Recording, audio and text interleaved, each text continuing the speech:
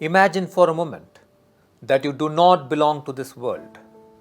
Imagine you are an observer of all that has unfolded in the world during the past 6 months. Imagine you are standing over the earth and watching. What would you see? You will see the horrifying impact of a pandemic that has terrified humanity and the grief of death and panic spreading across the globe. You see large numbers of people being pushed into poverty and scarcity. Insecure, they cannot afford decent lives anymore, unable to educate their children, unable to provide medical care to their loved ones, unable to hold the hands of their aging parents and partner even in their final moments. And as a result, raging anger, frustration on God, on systems, leaders and governance. You will also see the evils of prejudice and discrimination, forcing people to take up arms against each other. You see violence on the streets. You see war scenarios emerging because one nation wants to dominate the other, wants greater control, wants to expand its borders and territories. What would you feel looking at this mayhem?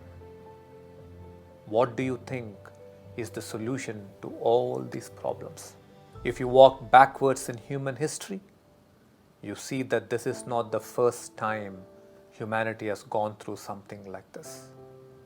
Each time we look towards a leader whose voice guided us out of this mayhem, from conflict to peace and from chaos to harmony.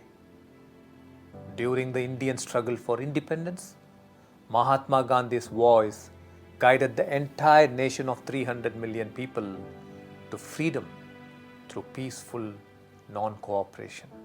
He said, "You must be the change you want to see in the world." Millions walked their way to freedom without hate and violence and achieved it.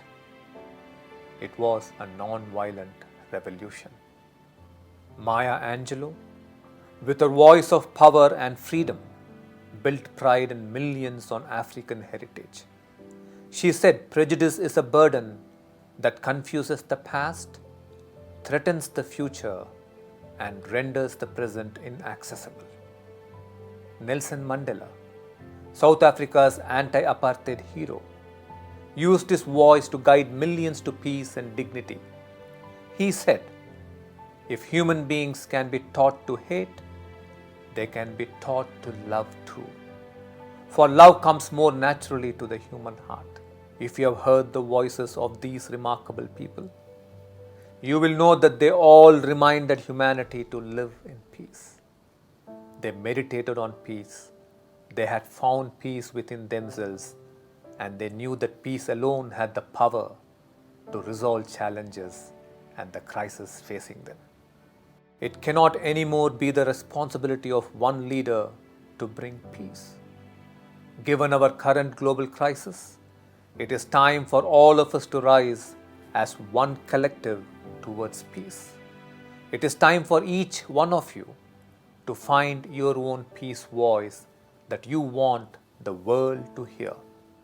For some of you, this might be your very first time reflecting on peace. But it is time you did it. Spend a few minutes reflecting on what peace means to you and what you wish to tell the world about peace. Let us get the world to listen to your peace voice. This entire month would be the time for peace festivities. As we celebrate peace, you may come up with one powerful thought of yours on peace and share it with the world. By sharing your peace voice, you are making millions think peace. It is time all of us thought peace, loved peace, and lived peace.